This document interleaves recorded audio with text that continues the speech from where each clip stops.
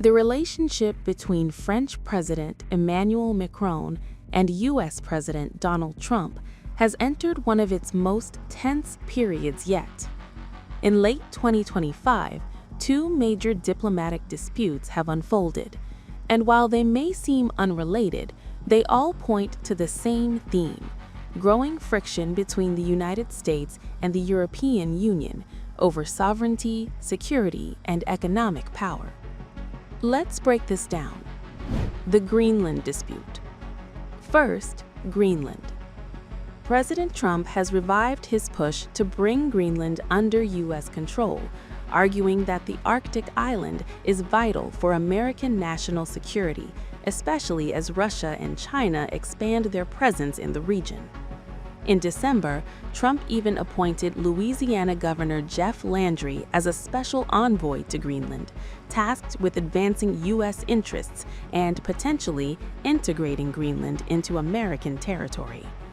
Trump defended the move by saying, and I quote, "The United States needs Greenland for national security, not for minerals or oil, but protection." The reaction in Europe was immediate and firm. Macron traveled to Greenland's capital, Nuuk, the first French president ever to do so, and declared unwavering support for the sovereignty of Denmark and Greenland. "Greenland belongs to its people," he said. European leaders lined up behind that position. The European Commission president stressed respect for territorial integrity. Spain's prime minister warned against undermining sovereignty. Denmark summoned the U.S. ambassador. And Greenland's own prime minister made it clear, the decisions are made here. So what we're really seeing is this: a clash between U.S. strategic ambition and Europe's insistence on territorial sovereignty and international law. NATO, notably, has avoided taking a side, even though both the U.S. and Denmark are members. Analysts warn the issue could test alliances, but so far there's no sign of military escalation. Digital sovereignty and U.S. visa bans. Now, the second dispute. Separate from Greenland, the administration has imposed visa bans on several European officials linked to the EU's tech regulation policies.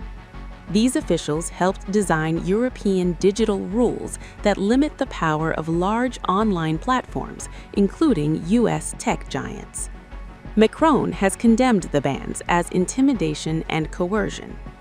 From his perspective, Europe has the right to set its own digital laws, protect competition, and define online standards, just like it does offline.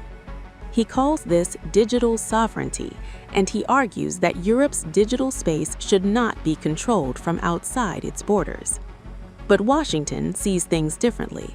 Trump has criticized the EU rules as unfair, even as censorship targeting American companies.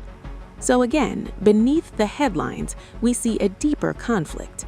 Who gets to control the rules of the digital world? Sovereign governments or global tech powerhouses aligned with U.S. interests? When you put these stories together, they paint a much bigger picture.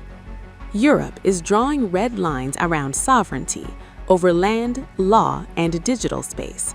Meanwhile, the U.S. is doubling down on strategic dominance, particularly in the Arctic and tech sectors. Both sides still call each other allies, but the tone is shifting. These disputes signal a new phase in U.S.-EU relations, one where cooperation coexists with open strategic rivalry.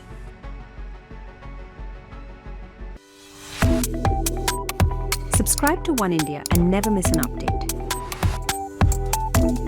Download the One India app now.